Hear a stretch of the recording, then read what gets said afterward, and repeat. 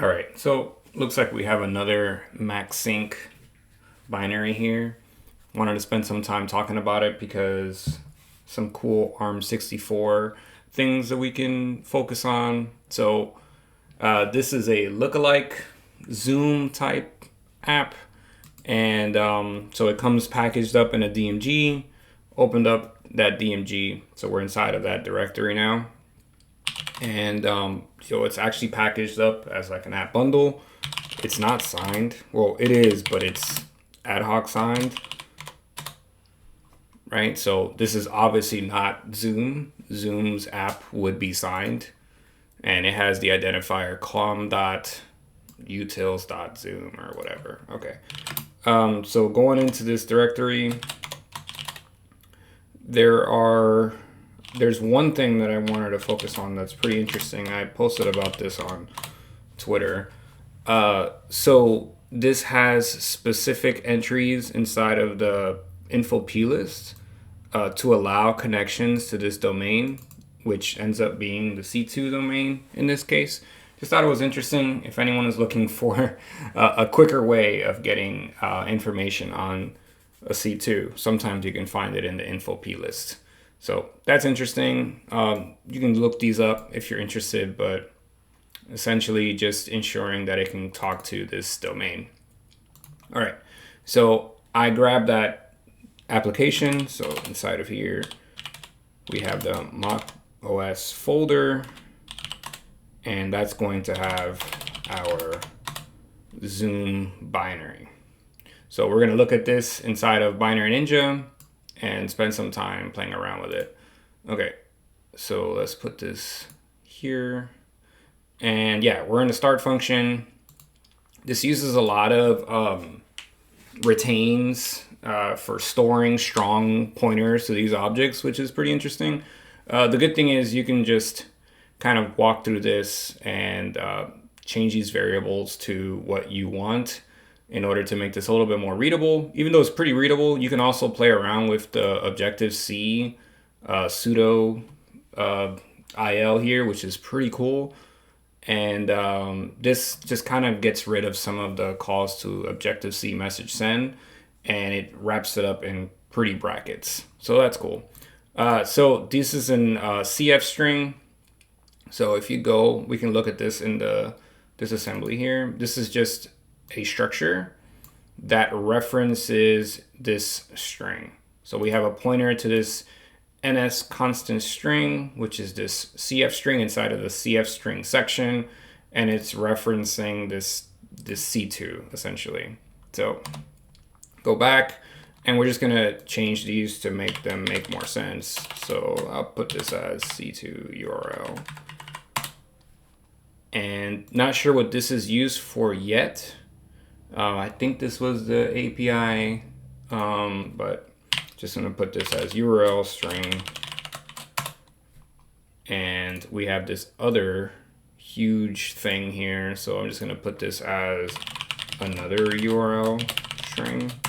I'll remember that later. So custom session delegate is being initialized. Not sure what this is for, but just gonna name it custom session del.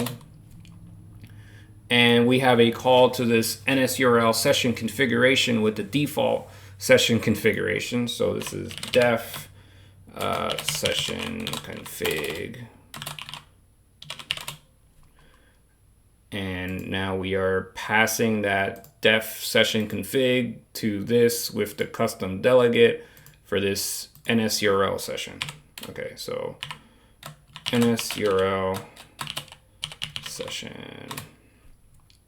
Okay, so we have this semaphore create. We're just gonna put that in here. Semaphore, spell that right.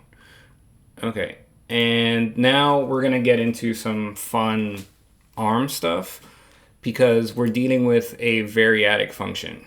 So I mentioned this on Twitter, but I think it's cool to talk through this a little bit here. So we're initializing this NS string. We're passing this NS string object, the string with format method, And this is the argument that we're then going to replace these objects, which is this this symbol right here, 2 of them, and they're going to be replaced just like a format string, like a printf or sprintf function in C, and that's going to return this URL. So URL complete, which will then, this will then be passed into this NSURL class object URL with string. So it's going to be passing in this string, and this is going to set up our URL actual. Okay, so let's talk about this really quickly because I think it's pretty cool. So going into the disassembly, I want to move this over just to make sure that the video is not messing this up. All right, so let's start here, right here. Okay, so the first thing that happens is we're loading this reference, so x8 plus this offset, and x8 at this moment was given this address, right? So we're loading the page, which is always going to end in 000. This page is loaded into x8, so page pointer loaded into x8. So then that's stored here. Not sure why. I guess it's going to use that NS string later. That makes sense. So because then it can just reference it over and over again. Okay, so we're loading x0, which is going to be our class in this case, with the offset of whatever was in x8 plus hex 438, which ends up being a reference to the ObjC class for NS string. So reference to NS string move to x8 or x0. Okay, now we're loading x10 with whatever is on the stack here, and this is a reference to the stack using the frame pointer as the address, and then getting an offset of negative 0x28 to reference this space on the stack. So again, we have the stack pointer, frame pointer. When you're referencing things on the stack using the stack pointer, you'll see it as a positive, so you'll see it as a plus this offset. If you use the frame pointer because you're going up, you use a negative in order to reference that space within this stack frame. So that's what we see here, and this is the C2 URL that's loaded into X10. Okay, so we can scroll up and see where this was initialized, and this is what we looked at before. We have this CF string for this C2 domain that's loaded into X0, and then we're using this ObjC retain, which is a function that will like retain a pointer to this object and then return that into X0. So we're loading this function pointer into X8, and we're doing a BLR, which is branch and link to register. So we're branching to the pointer that's inside of X8, which is a function to ObjC retain, and then that's going to return this C2 URL, which is a reference to this time bowls whatever domain. Okay, so we saved that as our C2 URL. That's loaded. I mean, that's put onto the stack here with this store instruction. So let's go back down, make sure I don't forget where I was. And we're loading X10 with a pointer to this URL. So loading X10 with, hold on, is this loading a pointer? No, loading X10 with a string, not a pointer to the string. Okay. The object is moved in with this load. ADR would move a pointer from that location. Okay, so then we're loading X8 with another value that's on the stack. This another URL string, which again, that's probably not the best variable, but that's fine. We're loading it into X8. So let's go and follow this up. And this will then be this string, right? Using what we've already covered, this will be this long thing. But I'm just gonna copy that and bring that over here. Make sure I'm not in the way. Okay, so that gets moved into X8. Now here's where it gets pretty cool, I think, because this is a Variadic function, so we're not passing things the way that we usually would, which is like x0, x1, x2, x3, x4, and so on. We're actually going to reference the stack in order to move our objects onto the stack, so that when we call this method for the string with format, we can then replace these like format strings. Okay, so we're getting, again, SP, the stack pointer, just has an address, right? It's a pointer, and it is pointing to the stack. We're moving that value that SP has, which again is pointing to the top of the stack, into X9. So address that SP is pointing to is moved to X9. Okay, so now we're storing the value that's in X10 onto the reference, right? So these brackets are used to like say the address of whatever this is. So we're using as we're like dereferencing X9 essentially. So we're using the pointer that was moved in from the stack pointer to get this reference to this location on the stack. And now we're storing this object onto the stack. So object 1 is saved on stack. Cool. Next, we're going to again reference X9, which again is the same address as SP. SP hasn't been changed, so they're referencing the same location. And instead of using SP, we're using X9 as our reference to offset from the top of the stack, adding 0x8. We add 0x8, we're dealing with 64-bit objects, right? So we're just putting this next to the URL essentially on the stack. So storing whatever is in X8, which again is this long CF string, and we're putting that onto the stack. So storing, that's not spelled right, storing object 2 onto the stack next to the URL. Cool. Now we're going to load page into X2, and then we're going to offset from that page to get this reference to this CF string, which is going to be our format string. Okay, so format string. Okay, and then now we're going to branch and link to this address.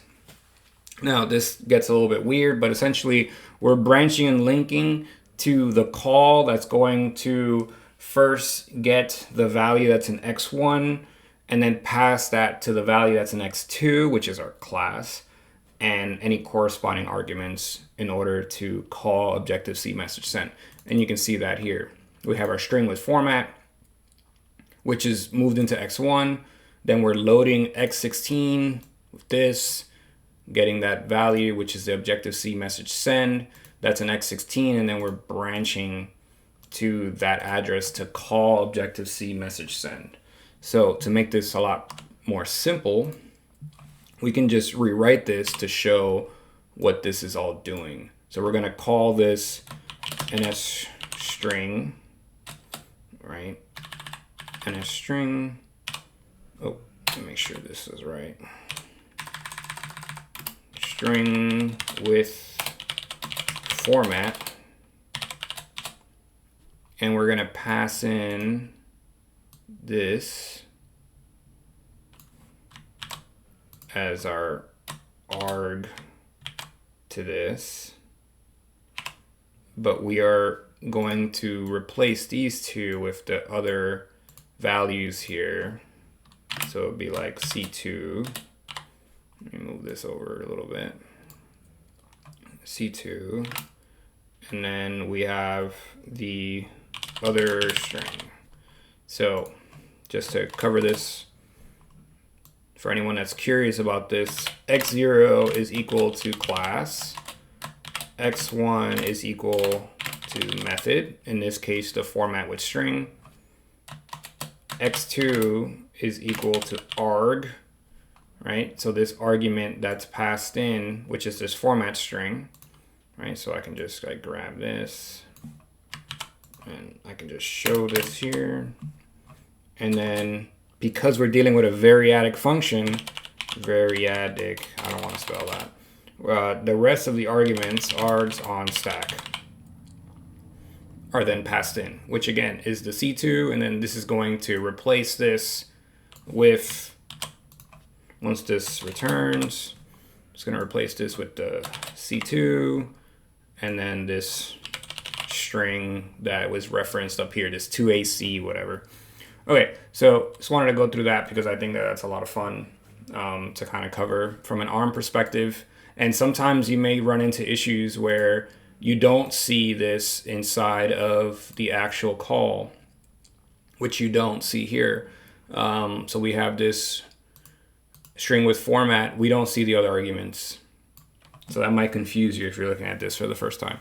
Okay, so we have our URL, and essentially what this is going to do is then it's going to use a block, which is just like code that you can pass around. In Swift, that's a closure. And you're then going to use the request in order to deal with, to handle like the response of this, right? So that's this function here. It's not highlighted, but this is what's going to run as a completion handler. So we can see this is referencing this NS concrete stack block. This is a block. Blocks are kind of weird, but essentially this is inside of this block and it's going to execute. And we have this completion handler that executes. And in order to know what it does with the request, we need to go into this function, this subroutine. We're going to ignore a bunch of stuff up here. It looks like it looks for status codes, which I guess that's cool. Maybe it's like 200, yeah. So seeing if it was successful, if it was not, there's some NSLog messages, which is always interesting. And it looks like it initializes this data. arg2 must be the response data because we're referencing that init with data. So this is response data. And we have, if there is response data, then we are init with data UTF-4. So like that's UTF-8 or whatever, this encoding 4. So that would be data string. And it looks like it then gets this response body and references that. That's interesting. Okay. But we're not really worried about this. We're more worried about what it does with, again, OSA script. So if we go all the way down, response data location to, okay, NSLog from here, we'll see what we've seen before, which is essentially download script source. This is interesting. So this is, it's actually going to print out the source. I haven't looked at that. And temp test. So this is another thing to look at if you're interested. If you see something being written to the temp directory with scpt, that might be an interesting thing to look at. So this is a path to scpt. We're writing that to file. We're writing to this file. Apple script saved to this. Okay. And then we are going to reference or initialize an NS task. And we're going to pass the path to this scpt to be the arguments that are then passed to this OSA script, which makes sense. Let's see if there's anything else that we missed here. No, this looks fine. Okay. And arguments, so these are args task, and then it executes it. It launches whatever is from there. So that's interesting. It looks like it's looking for specific responses. Not going to spend too much time on that. We can go back to this function, and then we see things related to like this gate thing that for some reason is being seen in these MacSync binaries. This is another format with string, but we can use what we've already learned to determine what's actually going to be replaced here, right? Since it's not showing up here as an argument, which sometimes you can change the arg. It looks like I can't, or the function. I've done that before, but essentially, if we go to this right here with the gate, we'll see the C2 URL is what's moved onto the stack, right? And yeah, so that makes sense. So it's replacing this with the C2 URL object. There's more stuff in here. The API key, this is another one that looks like is used at some point. Let me see if I can go into this back. So there's a post that gets set up. So this is going to be the C2 URL again with the gate. Let me put gate here. Okay. And then gate URL. And then this is going to be the request or URL request. Okay, we're passing in the post method. We're passing in this API key here, which this API key ends up being used something else. Okay, and then the API key is referencing another object that's above. I believe it's this one. This ends up being passed. Yeah, set value for this URL string, which ends up being API key. We can just change that here. And the API key is then going to be passed into this for the header. Okay, setting value. So they're using this header value 0 for CL, not sure, more header stuff.